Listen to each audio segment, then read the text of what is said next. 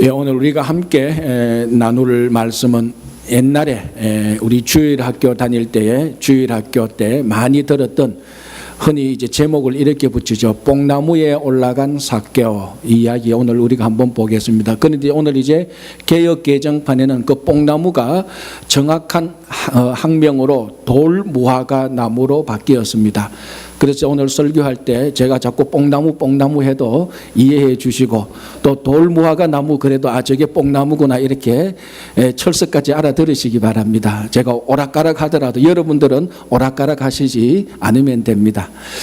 자, 예수님께서 여리고에 들어왔습니다. 자, 이 여리고에 우리가 지난주에 살펴본 본문 가운데서는 그 여리고에 소경거지 바디메오가 있었고, 또 이 여리고에 누가 있었는가 하면은 그 여리고에 세리장 삭개오라는 사람이 있었습니다. 예수님께서 그 여리고를 지나간다는 말을 듣고 이 삭개오가 예수님을 만나고자 하는 간절한 마음이 있었습니다. 그래서 삭개오가 예수님을 만나러 나갔는데, 이 사람들이 하도 이제 이때쯤은 예수님 사역의 말기입니다. 그러니까 예수님의 인기가 굉장히 많았습니다.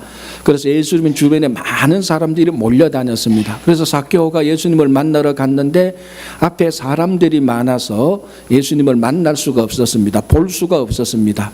그런데 좀 키가 컸더라면은 이렇게 다른 사람보다 키가 크서 멀찍이라도 예수님을 볼 수 있는데, 오늘 본문에 나온 것처럼 또 삭개오는 키도 작았다 이렇게 되어 있습니다. 그는 키도 작았고 다른 사람들보다 먼저 나가서 예수님을 보려고 했던 것도 아니고, 사실은 먼저 나가서 예수님을 보려고 해도 볼 수가 없는 입장입니다. 오늘 이제 본문에서 우리가 살펴보겠지만, 그래서 오늘 본문을 보면은 삭개오가 예수님을 볼 수 없었던 이유, 키가 작았고 다른 사람들에게 가리워서 못 봤다 이렇게 되어 있습니다. 그러나 이거는 겉으로 드러난 물리적인 이유지 실제적인 이유는 그게 아닙니다. 왜 진짜로 삭개오가 예수님을 보지 못했을까? 이유는 이 삭개오가 여리고성에서 다른 사람들로부터 존경을 받지 못하고 인정받지 못했기 때문입니다. 무슨 말인가 하면은 이 당시 예수님 당시 이 가나안 이스라엘 이 지역도요, 우리 한국 문화하고 굉장히 닮은 게 많습니다. 우리도 어떻습니까? 사람들이 모여 있고 이러면은 어른들이 오거나 존경한 사람이 오면은 길을 터주거나 자리를 양보합니다. 대표적으로 우리 한국에서 그 시내버스 탈 때 어른들 오면 자리 양보하는 거, 그러니까 자리 양보하는 이런 것하고 마찬가지입니다. 예수님 당시 이 당시에도 존경하는 사람 어른들이 오면은 길을 터주거나 양보를 합니다. 그런데 사람들이 뒤에 삭개오가 있다는 걸 모를 리가 없죠. 다 아는데도 삭개오가 키가 작아서 앞에 예수님을 못 보는데도 사람들이 사실은 자리를 양보하지 않고 길을 터주지 않습니다. 아마 정확히 우리가 이 장면을 영화로 만든다면은 사람들이 더 삭개오가 앞으로 나가지 못하도록, 예수님을 보지 못하도록 더 촘촘히해서 삭개오를 아마 방해했을 수도 있었을 것입니다. 그러니까 삭개오가 예수님을 보지 못했던 것은 사람들이 많아서 자기 키가 적어서 그게 아니죠. 삭개오가 그 여리고라는 도시에서 미움을 받아서 존경받지 못해서 인정받지 못해서 그렇게 된 것입니다. 자, 그러면 또 하나의 질문, 왜 그러면 삭개오는 그 여리고에서 이렇게 사람들한테 밉상이 되었을까요? 사실 밉상 정도가 아닙니다. 굉장히 분노의 대상이 되어가 있습니다. 저주의 대상이 되어 있습니다. 왜냐하면 삭개오의 직업이 세리장이잖아요. 죄송합니다. 세리장, 요즘 용어로 바꾸면 국세청장입니다. 그러니까 삭개오의 직업이 뭔가 하면 여리고 도시의 국세청장 정도 되는 지위입니다.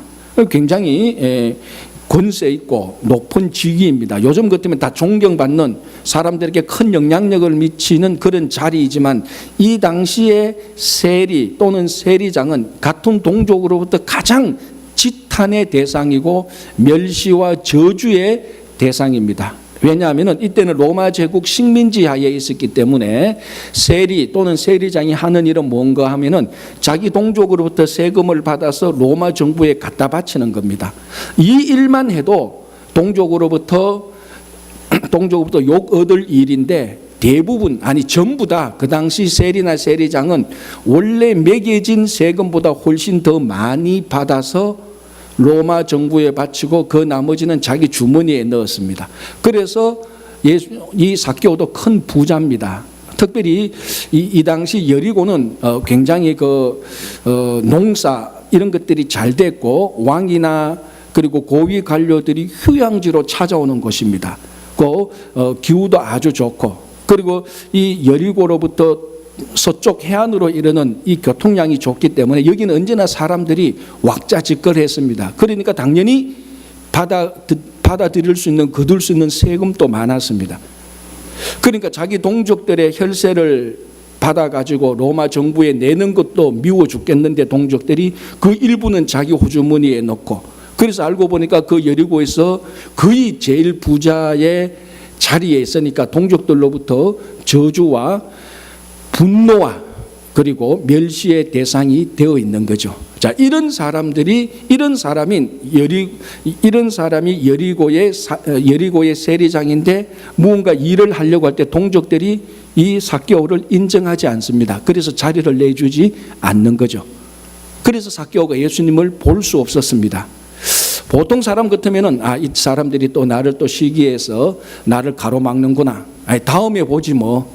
아니면 어떻게 따로 연락을 하지 뭐 하고 보통 사람 같으면 집으로 들어갈 법한데 오늘 본문에 보면은 삭개오가 어떻게 합니까? 딱 두 가지를 합니다. 앞으로 달려갔다라고 말을 합니다. 달려가서 돌 무화과 나무에 올라갔습니다. 다시 말해서 뽕나무에 올라갔습니다. 자, 여기서 달려갔다는 것은요, 이 참 한국 문화하고 많이 닮았습니다. 우리도 옛날에 어른들, 양반은 달리지 않습니다. 목숨이 위험하지 않으면 절대로 달리지 않습니다. 그래서 비가 와도 양반 체면에 어떻게 뛰어갈 수 있냐. 비가 와도 조연하게 비 맞고 갑니다. 그게 양반이죠. 이 당시에도 어른들은 공적인 자리, 사람들이 보는 많이 있는 자리에서 뛰지 않았다고 말합니다. 뛰었다면 체면머리였고 우리 말하면 채신머리였고 자기의 지위와 인격에 손상을 당하는 일입니다. 자, 그런데 오늘 4절에 보니까 세리장인 삭개오가 뛰어갔습니다. 왜 뛰어갔습니까? 돌무화과 나무에 올라가기 위하여서. 자, 뛰어가는 것 정도는 이해할 수 있다 손 치더라도 정말로 그 당시에 어른이 나무 위에 올라가는 것은 수치 중의 수치입니다. 그거는 상상할 수 없는 부끄러운 일을 당하는 것입니다. 모욕을 당하는 것하고 마찬가지입니다. 그래서 이 돌무화과 나무 또는 뽕나무는 잎사귀가 굉장히 큽니다. 그러니까 아마 이때 6월절 이때니까 잎사귀가 굉장히 많이 우거져 있습니다. 큰 잎사귀가 많이 우거져 있으니까 상대적으로 키가 작은 삭개오가 다른 나무보다 돌무화과 나무에 올라가면은 사람들이 자기를 발견하지 못할 가능성이 있습니다. 그 나무 위에 올라가도 그 큰 무성한 나무 잎사귀로 자기를 잘 커버하면은 자기가 나무 위에 올라갔던 것을 사람들이 모를 수가 있고 자기만 높은 곳에서 예수님을 볼 수 있습니다. 그러니까 삭개오도 나무 위에 올라가는 게 얼마나 수치스러운지 알고 있는 겁니다. 그래서 나무를 고르다가 돌무화과 나무를 고른 겁니다. 왜? 거기 가면은 자기를 숨길 수 있으니까. 그래서 뽕나무 돌무화과 나무에 올라간 것입니다. 자, 오늘 이 삭개오가 세리장으로서 비록 동족으로부터 지탄을 받고 있지만 그래도 고위직에 있는 세리장으로서 웬만하면 사람들이 뛰지 않는데 그것으로 뛰어갔고 창피를 당할 수밖에 없는 모욕을 당할 수밖에 없는 무화과 나무에 올라갔습니다. 자기도 압니다. 이거 진짜로 수치스러운 일인 줄. 그러면서도 올라갔습니다. 왜? 예수님을 보고 싶고자 하는 열망이 있었기 때문에. 정리하면 이렇게 됩니다.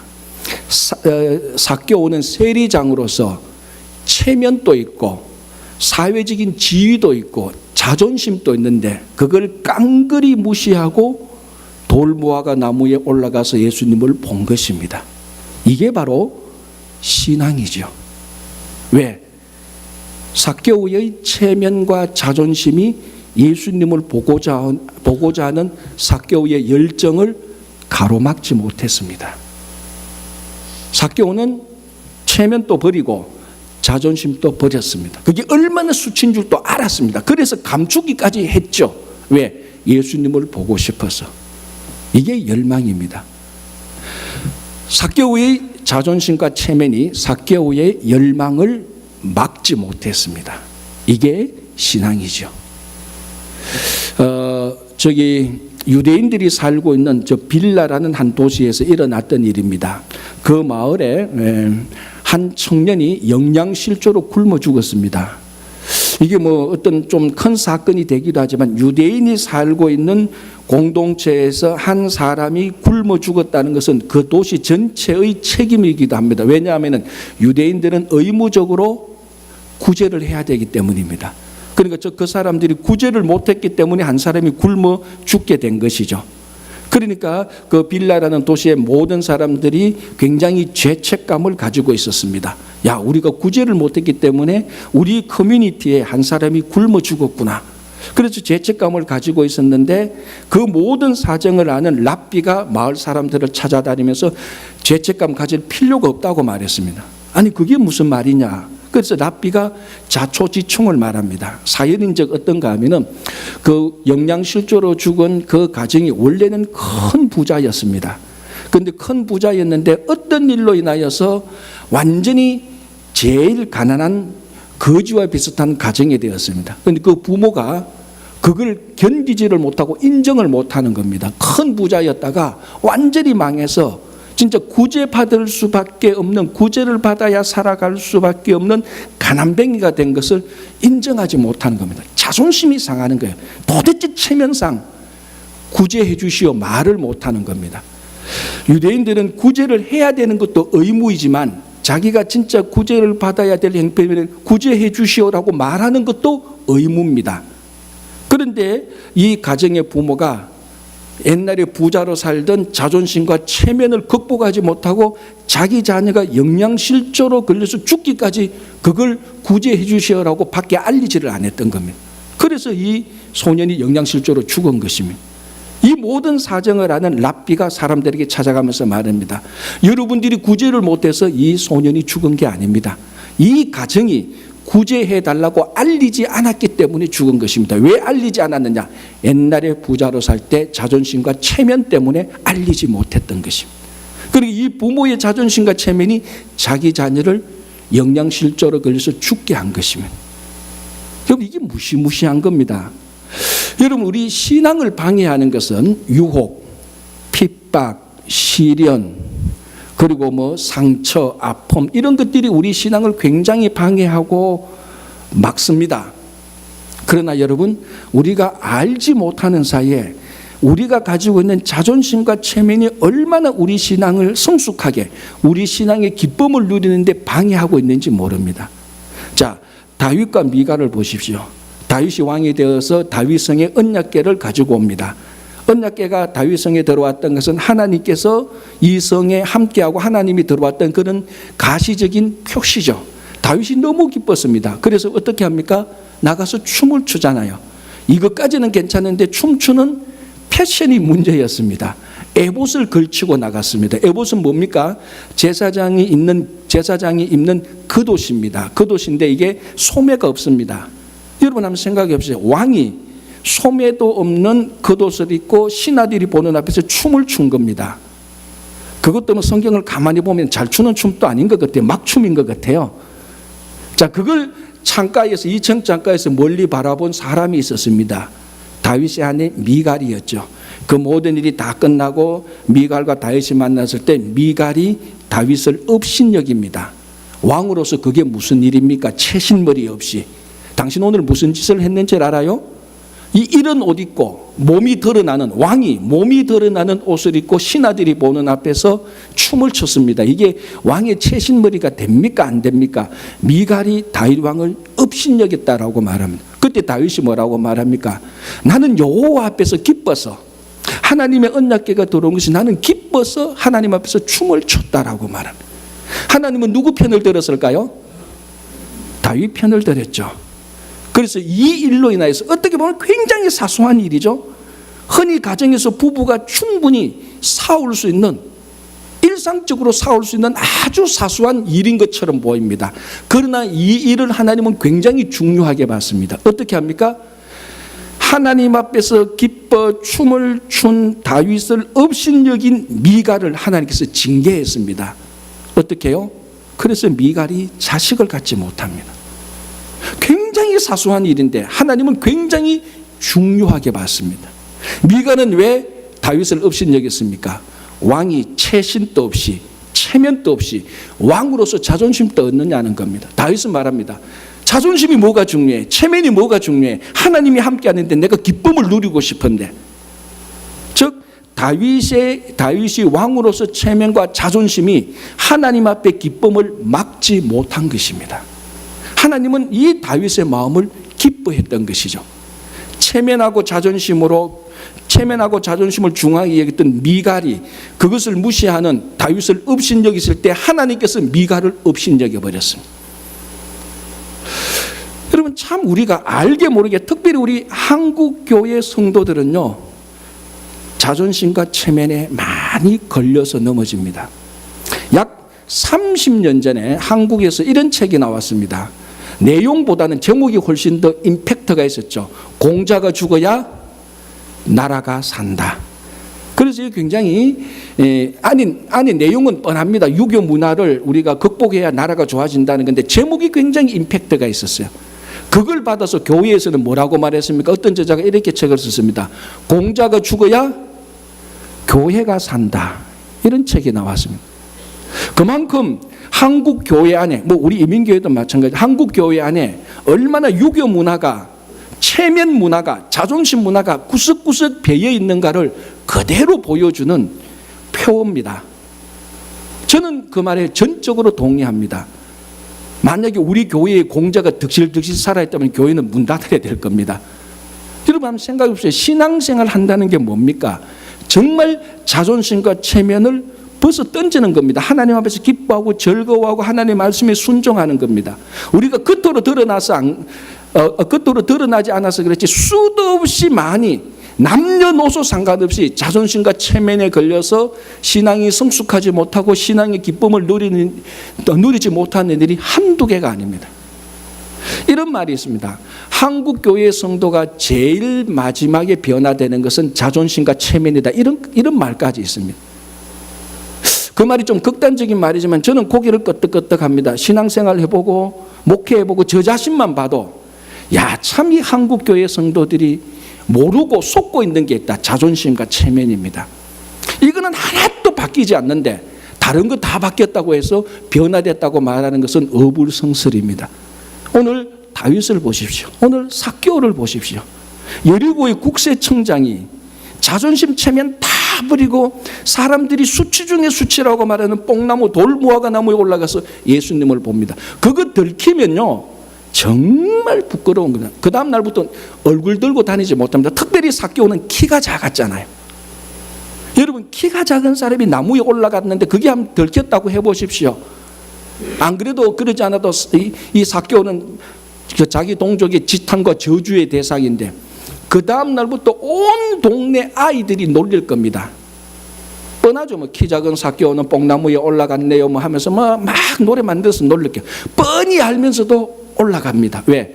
예수님을 만나고 싶어서. 그게 신앙 아닙니까?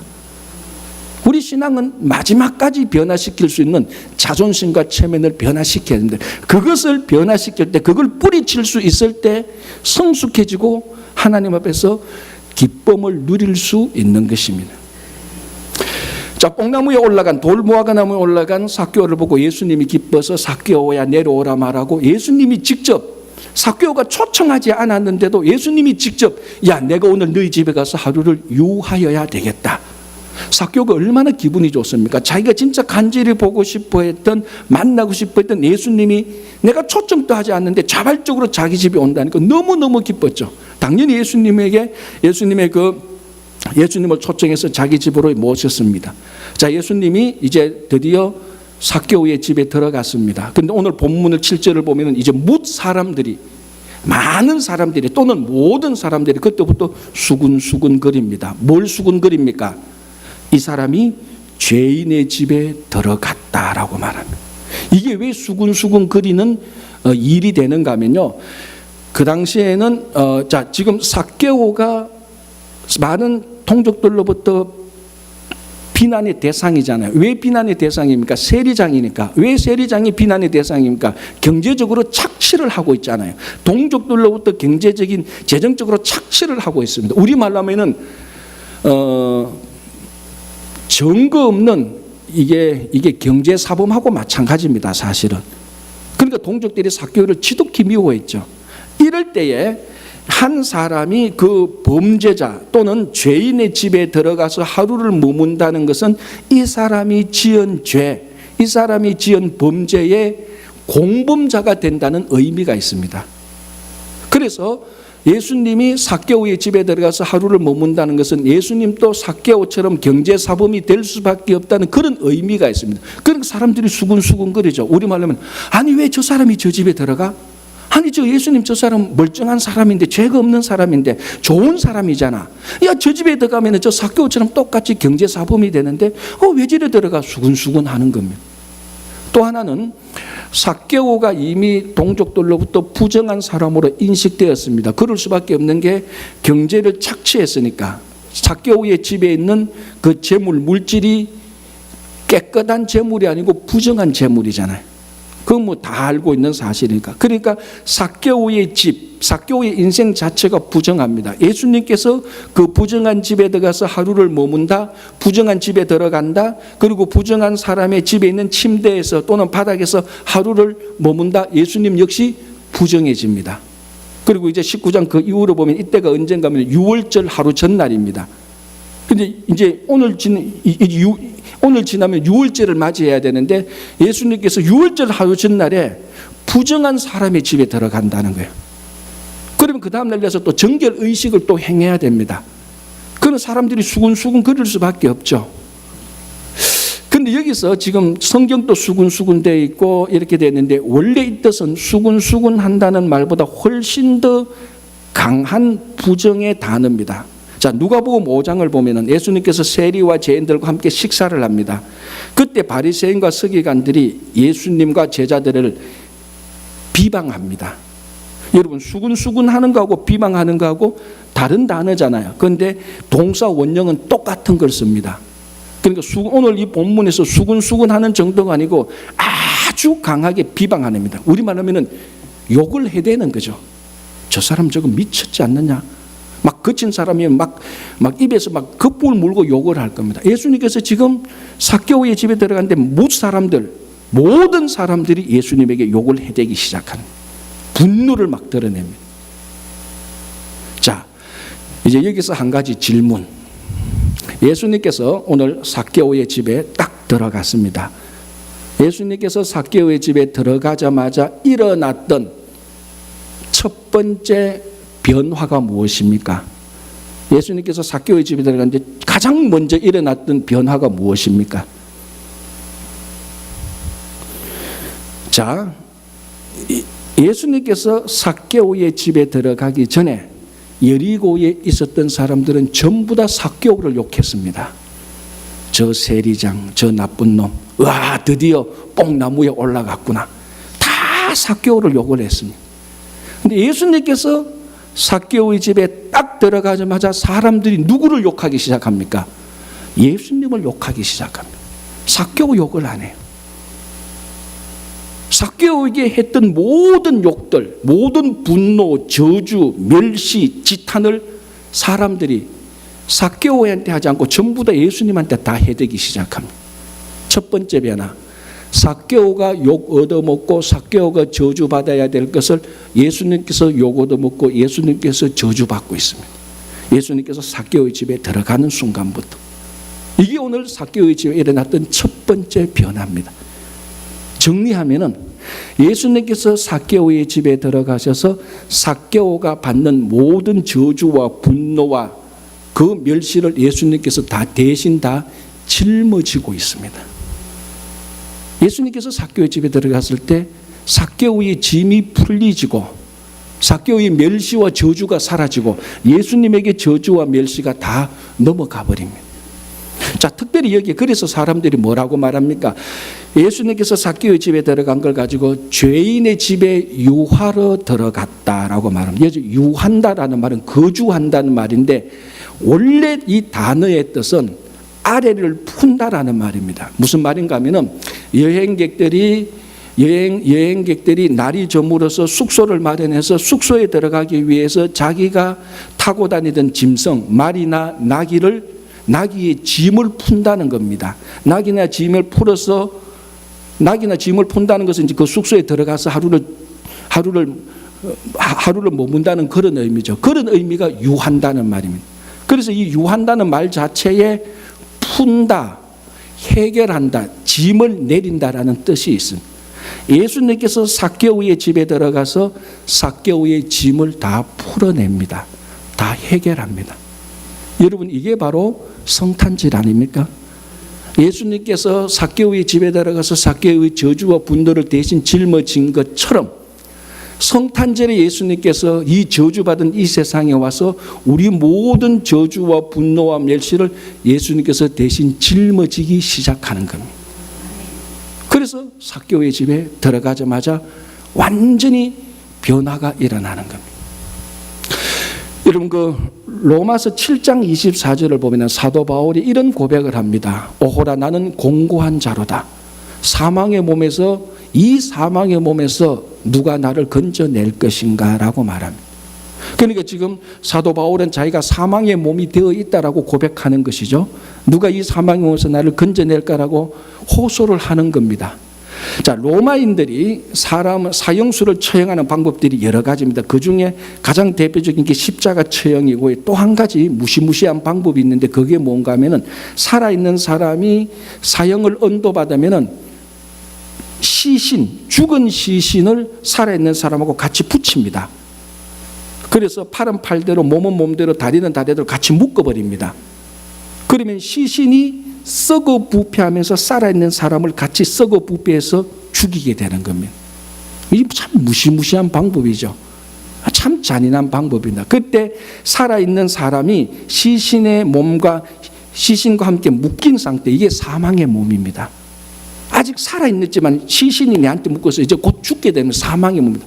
그래서 바울이 이 사망의 몸에서 누가 나를 건져낼까? 그 말입니다.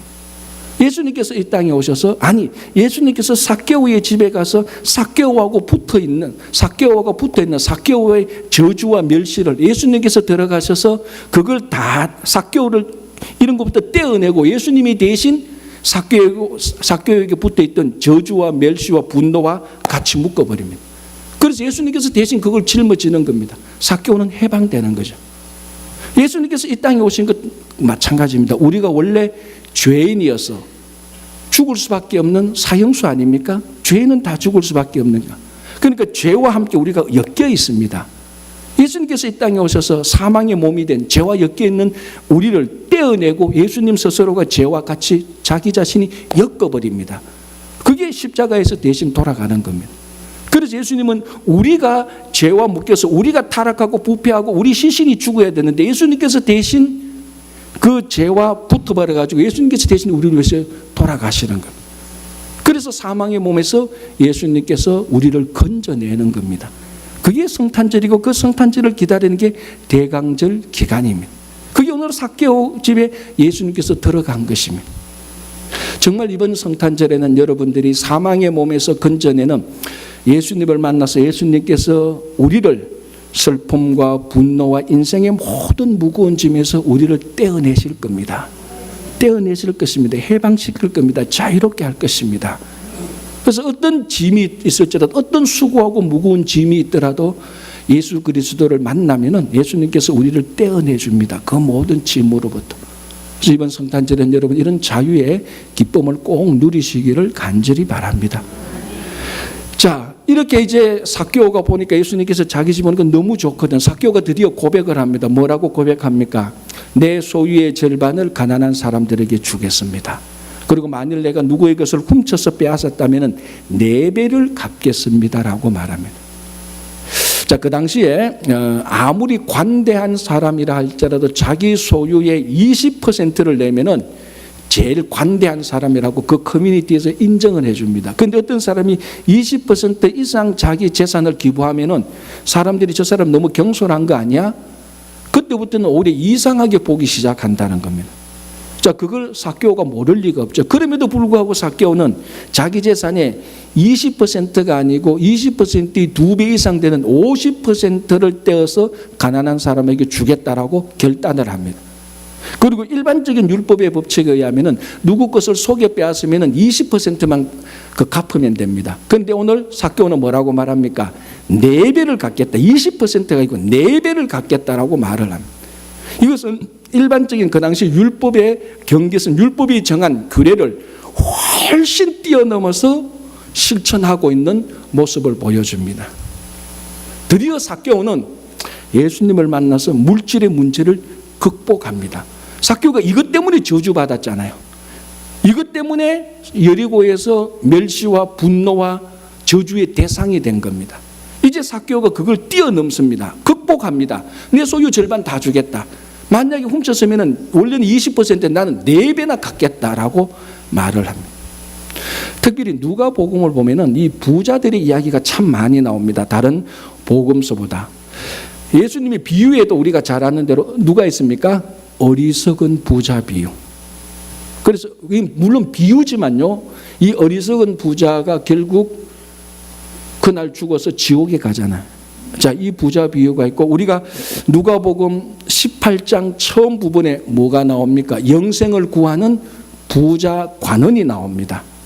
다른 거 다 했는데 예수님께서 너의 재물을 팔아서 가난한 자들에게 나눠주고 나를 따르라고 말할 때 이 청년이 부자였기 때문에 근심하고 돌아갔습니다.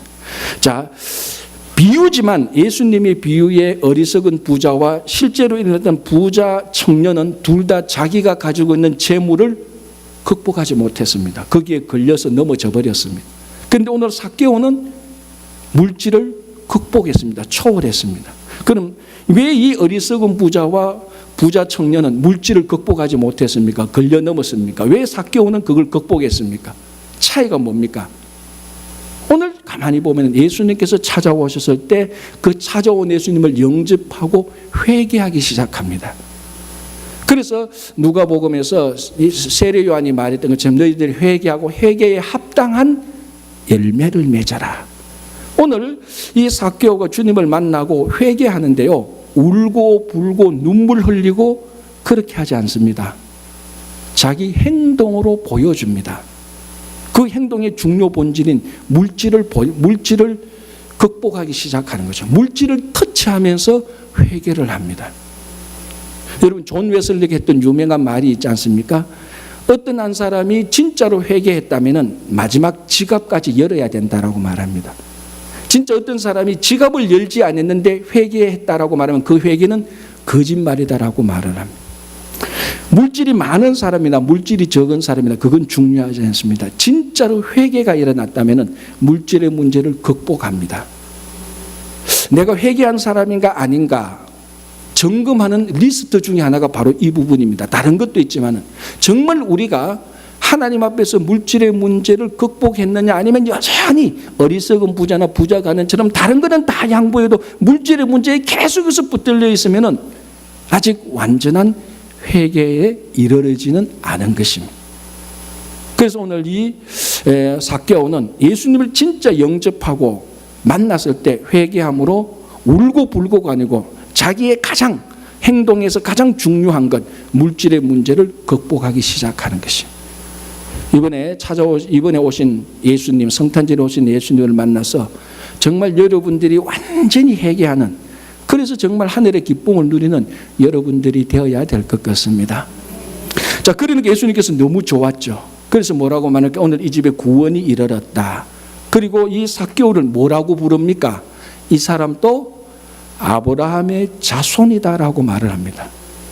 자, 예수님이 오기 전까지 삭개오는 아브라함의 자손입니까? 아닙니까?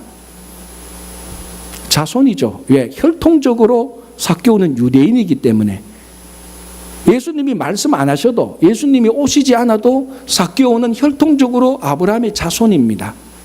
그런데 오늘 예수님께서 따로 더 선포합니다. 이 사람도 아브라함의 자손이다. 그 무슨 말입니까? 이전까지는 이 사람은 아브라함의 자손이 아니었다는 말이죠. 이제 회개하는 것을 보니까 야, 너도 이제 진짜 아브라함의 자손이 되었구나. 우리는 말합니다. 아니, 나 아브라함의 자손 맞는데 이미 내가 유대인인데 뭐 내가 혈통적으로 유대인데 아브라함의 자손인데라고 말할 때 예수님은 뭐라고 말합니까? 혈통적 아브라함의 자손이 아니고 이제 진짜 아브라함의 자손이 되었다라고 말을 합니다. 그러므로 이 세리장 삭개오의 신분을 바꾸어 줍니다. 지금까지는 여리고에서 이 삭개오의 신분이 뭡니까? 사회적인 신분은 뭡니까? 세리장이었죠. 그리고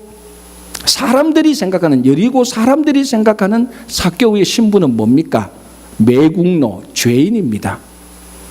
저주의 대상입니다. 그런데 오늘 예수님께서 삭개오를 매국노도 아니고 키 작은 사람도 아니고 세리장도 아니고 삭개오는 이제부터 진짜 아브라함의 자손이다라는 겁니다. 여러분, 이 아브라함의 자손이라고 인정받는 것은 굉장한 축복입니다. 아브라함의 자손이 받는 축복은 뭡니까? 하나님께서 아브라함에게 약속했던 그 약속의 복의 수여자라는 말입니다. 그래서 오늘 이제 삭개오는 드디어 아브라함의 자손이 됩니다. 자, 세리장에서, 죄인에서, 키 작은 사람에서 이제 삭개오는 아브라함의 자손이 됩니다. 도대체 중간에 무슨 일이 있었기에 아브라함의 자손이 됩니까? 오늘 본문을 보면 예수님께서 그 집을 찾아가셔서 구원을 선포하고 찾아오신 예수님을 영접하고 회개했을 때 아브라함의 자손이 되는 겁니다. 이제는 삭개오의, 우리가 흔히 하는 말로 삭개오의 정체성은 키 작은 사람이 아니에요. 죄인도 아니고 여리고 사람이 저주하는 사람도 아닙니다. 세리장도 아니에요. 부자도 아니에요. 돈 많은 사람도 아니에요. 이제 삭개오는 아브라함의 자손입니다.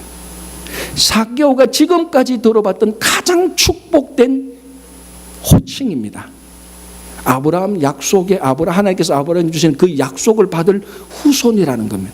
이게 얼마나 복된 호칭입니까? 얼마나 복된 신분의 변화입니까?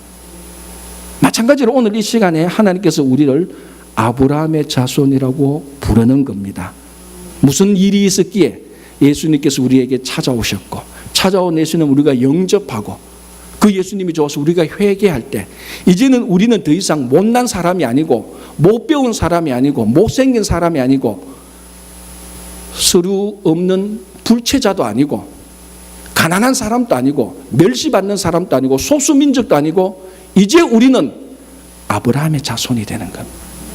하나님께서 그 옛날 3,500년 전에 아브라함에게 주신 그 복의 수여자가 되는 겁니다. 오늘 예수님께서 저주와 멸시를 받은 삭개오를 예수님께서 찾아가셔서 구원을 선포하고 구원을 영접한, 회개한 그 삭개오를 아브라함의 자손이라고 불러주는 거예요.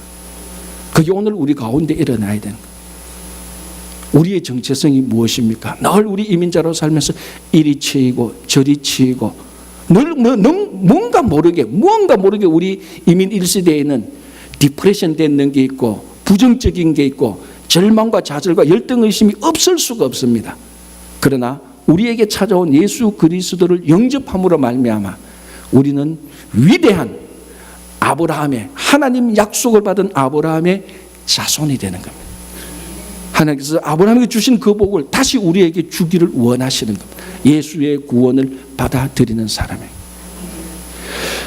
여러분, 정말 우리가 신앙생활할 때 보이지 않는 이 자존심과 체면을 극복합시다. 이게 얼마나 많이 우리의 기쁨을 방해하고 얼마나 많이 우리 신앙의 성장을 방해하는지 모릅니다. 예수님을 기다리는, 예수님을 만나는 간절한 열정으로 자존심과 체면을 다 떨쳐버립시다. 이 성탄절에 찾아온 예수님을 영접함으로 예수님께서 우리의 짐을 대신 짊어지십니다. 그래서 우리는 기쁨을 누리고 평화를 누리게 되는 것입니다. 여러분, 진실한 회개, 이번 성탄절 연말이 되면서 2019년을 맞이하면서 다시 한번 우리 삶 구석구석까지, 물질까지, 권력까지, 명예까지, 인기까지 다 회개하는 여러분 되셔서 정말 아브라함의 자손이 되는 여러분 되시기를 바랍니다.